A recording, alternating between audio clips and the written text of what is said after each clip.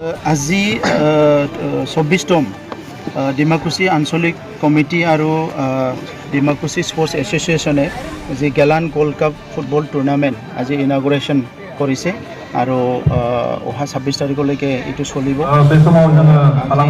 এই ইনাগুৰেল যিটো ফাংচন ইয়াত সকলে আমন্ত্ৰণ জনাইছে আৰু মই উপস্থিত হৈছোঁ। মই তেখেতসকলক কংগ্ৰেচুলেশ্যন দিছোঁ যে যোৱা 24 বছৰে তেখেতসকলে এই টুৰ্ণামেণ্টটো অনুষ্ঠিত কৰি আহিছে আৰু ইয়াত ৰাইজক এটা এণ্টাৰটেইনমেণ্ট দিয়াৰ লগতে এই গ্ৰাম্য অঞ্চলৰ যুৱ যুৱতীসকলক এটা স্পৰ্টছত এটা ভাল এনকাৰেজমেণ্ট বা এটা পৰিৱেশ তেখেতসকলে সৃষ্টি কৰিছে। এইটো এটা ডাঙৰ কথা। গতিকে আজি মই তেখেতসকলক নিখিল বড়ো ছাত্ৰ সন্থাৰ হৈ তেখেতসকলক কংগ্ৰেচুলেশ্যন দিছোঁ আৰু ধন্যবাদো দিছোঁ। এই সময়ত স্পৰ্টছটো আমাৰ কাৰণে এটা খুব এটা প্ৰয়োজন এটা বিষয়। অকল সেইটো আমাৰ বুলি নহয়, গোটেই বিশ্বৰ কাৰণে আজি বিশ্বই মানে স্পৰ্টছটো সকলোৱে আজি একচেপ্ট কৰিছে। প্ৰথমটো হ'ল কি এক্সাৰচাইজ, এইটো মানে আমি হেল্থৰ কাৰণে ভাল যদি হেল্থ আমাৰ থাকিব লাগে, এটা হেল্ডি হ'ব লাগে, আমি সকলো স্পৰ্টছটো আমি ৰাখিবই লাগিব, বিভিন্ন ধৰণৰ স্পৰ্টছ। ছেকেণ্ডত হ'ল এণ্টাৰটেইনমেণ্ট আৰু থাৰ্ডত হ'ল কেৰিয়াৰ। আজি স্পৰ্টছত গঢ়িব পাৰে এজন ক্ৰিকেটাৰেই হওক, ফুটবলেই হওক, আৰু সেই স্ক'পটো আজি লোকেল লেভেলত, ৰিজনেল লেভেলত, নেশ্যনেল লেভেলত আৰু ইণ্টাৰনেশ্যনেল লেভেলত এইটো বহুত স্ক'প আছে।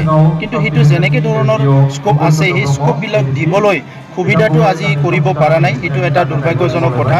আৰু ফুটবলৰ ক্ষেত্ৰত বিশেষকৈ আমাৰ এছিয়াৰ ভিতৰত ভাৰতবৰ্ষই ফুটবলটো বহুত কম গুৰুত্ব দি আহিছিলে, কিন্তু মাজতে ISL অনুষ্ঠিত কৰিলে, কৰ্পৰেট গোষ্ঠীবিলাক ইয়াত মানে যোগদান কৰিলে, এতিয়া এটা নতুন এটা পৰিৱেশ আহিছে। গতিকে এনেকুৱা পৰিস্থিতিবিলাক স্ক'পবিলাক আমাৰ ল'ৰা ছোৱালী ল'ব লাগিব, কাৰণ অকল পঢ়ি পেলাই চাকৰি পাব সেইটোৱে নহয়। আজি স্পৰ্টছত বহুত মানে কেৰিয়াৰ গঢ়িব পাৰে, বহুত ফাষ্ট এটা স্ক'প আছে, এই স্ক'পটো ল'ব লাগিব। আৰু সেইকাৰণে মই চৰকাৰক আহ্বান জনাইছোঁ, যিহেতু বড়োলেণ্ড অঞ্চলত বহুত প্ৰতিভাৱান যুৱ যুৱতীসকল আছে, সেইকাৰণে ইয়াত ইণ্টাৰনেশ্যনেল এটা দুটা ষ্টেডিয়াম হ'ব লাগে বুলি আমি দাবী জনাই আহিছোঁ। আৰু স্পৰ্টছৰ বিভিন্ন একাডেমি ইনষ্টিটিউশ্যনবিলাক ইয়াত মানে তেখেতসকলে ইষ্টাব্লিছ কৰিব লাগে বুলি আমি দাবী জনাই আহিছোঁ। গতিকে এই সময়ত মই সেইটোকে আহ্বান জনাইছোঁ আৰু ভগৱানৰ ওচৰত প্ৰাৰ্থনা কৰিছোঁ যে ইয়াত যিটো খেল হয় সেইটো আৰম্ভণিৰ পৰা শেষলৈকে যাতে সুকলমে হৈ যায়, কোনো ইয়াত বাধা বিঘিনি নহয়, সেইটোকে মই ভগৱানৰ ওচৰত প্ৰাৰ্থনা কৰিছোঁ আৰু আশা ৰাখিছোঁ যে এই অঞ্চলৰ ৰাইজক এইটো ভাল এটা এণ্টাৰটেইনমেণ্ট দিবলৈ পাৰিব। অকণমান ৰাজনৈতিক মানে বিজেপি আপচুৰ যি মানে নেতৃত্ব, লগতে UPLৰ যি উত্থান, আপোনালোকৰ ৰণনীতিৰ ওচৰত বিজেপি শংকিত বুলি ভাবে নেকি সমাগত BTC নিৰ্বাচনক লৈ? নাই, এতিয়ালৈকে মই ইয়াৰ ওপৰত কোনো বক্তব্য দিব বিচৰা নাই, কাৰণ নিখিল বড়ো ছাত্ৰ সন্থাৰ পলিটিক্সটো প্ৰাইমাৰী নহয়, পলিটিক্সটো ছেকেণ্ডাৰী। প্ৰথমতে হ'ল আমাৰ নিজৰ জনগোষ্ঠীটোক কেনেকৈ শিক্ষা দীক্ষা বিভিন্ন দিশত আগবাঢ়ি লৈ যাব পাৰোঁ, আৰু ইয়াৰ লগতে দীৰ্ঘদিনীয়া সমস্যা, বড়োলেণ্ড সমস্যা, উগ্ৰপন্থী সমস্যা, বিভিন্ন সমস্যাৰ স্থায়ী সমাধানৰ কাৰণে আমি সংগ্ৰাম কৰি আহিছোঁ। গতিকে মই প্ৰথমতে বিচাৰিছোঁ যে এই সমস্যাবিলাক চৰকাৰে সমাধান কৰিব লাগে।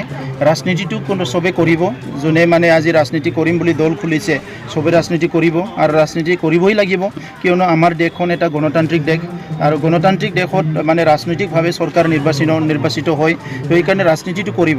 কিন্তু ৰাজনীতিৰ নামত ৰাজনীতি নকৰি পেলাই গ্ৰাম্য অঞ্চলৰ আজি শিক্ষা দীক্ষা, আজি যিখিনি মানে মেডিকেল বা বিভিন্ন ইনষ্টিটিউশ্যনবিলাক আছে, যিবিলাক ইতিমধ্যে মানে দুৰ্বল হৈ গৈছে বা ডেমেজ হৈ গৈছে, সেইবিলাক ঠিক কৰাৰ কাৰণে আৰু নতুন নতুন ইনষ্টিটিউট সৃষ্টি কৰাৰ কাৰণে, সেইটোৰ কাৰণে ৰাজনীতিটো হ'লে ভাল হয়। মানৱ সম্পদ উন্নয়নৰ কাৰণে হ'লে ভাল হয়। সকলো ঐক্য সংগতি, ৰাজনৈতিক অধিকাৰ লৈ সকলো জীয়াই থাকিব পৰিৱেশ সৃষ্টি কৰা ৰাজনীতি কৰিলে আমি ভাল পাম। গতিকে আজি বিশেষকৈ অনাগত BTC ইলেকশ্যনক লৈ পেলাই কাৰ কি সৃষ্টি হৈছে, কাৰ ভয় হৈছে, কাৰ উত্থান হৈছে, কাৰ পতন হৈছে, ইয়াৰ ওপৰত মই আজি বক্তব্য দিব বিচৰা নাই। আমাক শান্তি লাগে, আমি ঐক্যবদ্ধ হৈ জীয়াই থাকিব বিচাৰিছোঁ।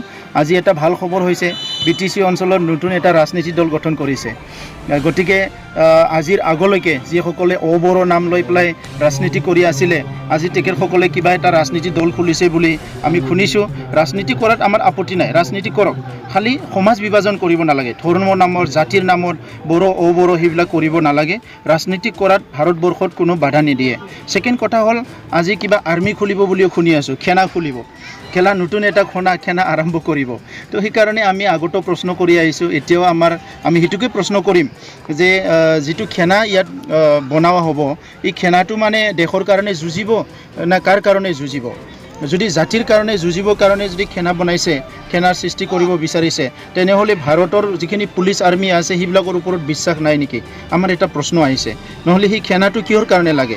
আজিলৈকে তেখেতসকলে কোৱা নাই খালি এটা ৰাজনৈতিক এটা মানে ষড়যন্ত্ৰৰ ভিতৰত ৰাখি পেলাই এটা সেনা যদি গঠন কৰে তাত যিসকলে আজি জড়িত হ'ব সেইসকলৰ ভৱিষ্যত জীৱনটোও ধ্বংস কৰা হ'ব গতিকে আজিৰ সময়ত 21 শতিকাত মানে মানুহ ইমান আগবাঢ়ি গৈছে টেকন'লজি ইমান আগবাঢ়ি গৈছে চব দিশতে মানুহ আগবাঢ়ি গৈছে ছায়েন্স টেকন'লজি সকলো দিশতে এনেকুৱা সময়ত যদি আমি নিজৰ মাজতে সেনা সৃষ্টি কৰি নিজৰ মানে এটা কনফ্লিক্ট এটা সৃষ্টি কৰিব বিচাৰে এইটো আমাৰ অঞ্চলটো সদায় মানে পিছ পৰি থাকিব এটা কনফ্লিক্টৰ আমি ফেচ কৰিব লাগিব গতিকে ইয়াৰ পৰা যাতে সকলো বিৰত থাকে এটা শান্তি সম্প্ৰীতিৰ মাজৰে গণতান্ত্ৰিক প্ৰক্ৰিয়াৰে ৰাজনীতি কৰে সেইটো আমি আহ্বান জনাম এপছৰ পৰা শেহতীয়াভাৱে বিজেপিলৈ ধাৱিত হৈছে কিছুমান মানুহ কিছু নেতা আপোনালোকে সৃষ্টি কৰে এতিয়া মানুহ য'ত আছে সেই মানুহবিলাক নিবও বিচাৰিব আৰু মানুহবিলাকো পৰিৱৰ্তনশীল মানুহে সদায় এটা জেগাত থাকি ভাল নাপায় চ' এজন দুজন তেনেকুৱা মানুহ ওলাব সেইটো লৈ পেলাই চিন্তা কৰিব নালাগে মূল উদ্দেশ্যটোত আমি যাব লাগিব কোনোবা বিজেপিৰ পৰা ক'ৰবাত আহিব কংগ্ৰেছৰ পৰা ক'ৰবাত যাব হয় না এইটো ঘূৰি থাকিব